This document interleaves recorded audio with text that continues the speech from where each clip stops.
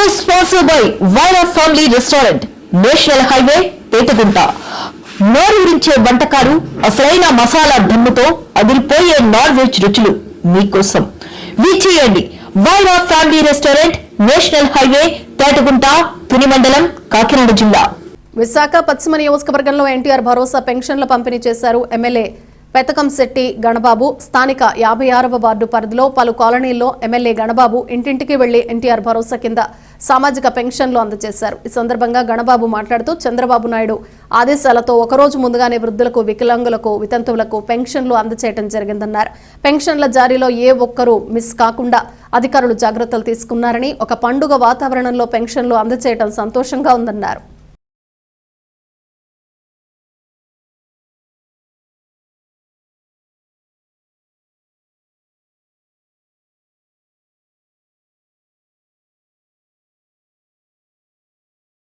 ఆంధ్ర రాష్ట్రంలో చంద్రబాబు నాయుడు గారు ఎన్టీఆర్ భరోసా పేరిట పెన్షన్ పంపిణీ కార్యక్రమం ఒకరోజు ముందుగానే ప్రారంభమైంది. 1వ తారీఖు పెన్షన్దారులందరూ కూడా తెల్లవారే ఇంటింటికి వెళ్ళి, మా ప్రజాప్రతినిధులు, అధికారులు ఇంటింటికి వెళ్ళి పెన్షన్ ఇచ్చేటువంటి కార్యక్రమం జరగడం అనేది అందరికీ తెలిసిందే.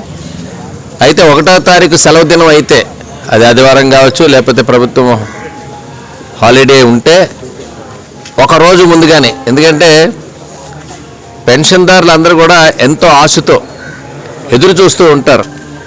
నెలాఖరికి వచ్చేటప్పుడు 1వ తారీఖు ఎప్పుడు వస్తుందా అని.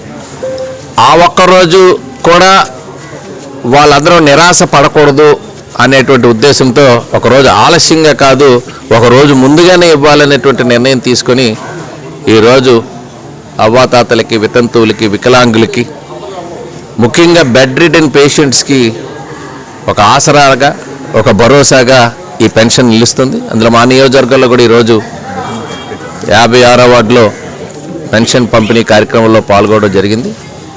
ఇదొక అదృష్టంగా భావిస్తున్నాం. ఇదేదో పూర్వజనం సుకృతం. ఎంతోమంది పెద్దవాళ్ళందరినీ కూడా కలవటం, వాళ్ళ క్షేమ సమాచారాన్ని తెలుసుకోవడం, ఆ ప్రాంతంలో ఉండేటువంటి గ్రీవెన్స్ కూడా తెలుసుకోవడం అనేటువంటిది ప్రజాప్రతినిధులుగా మా అందరికీ ఒక అవకాశం.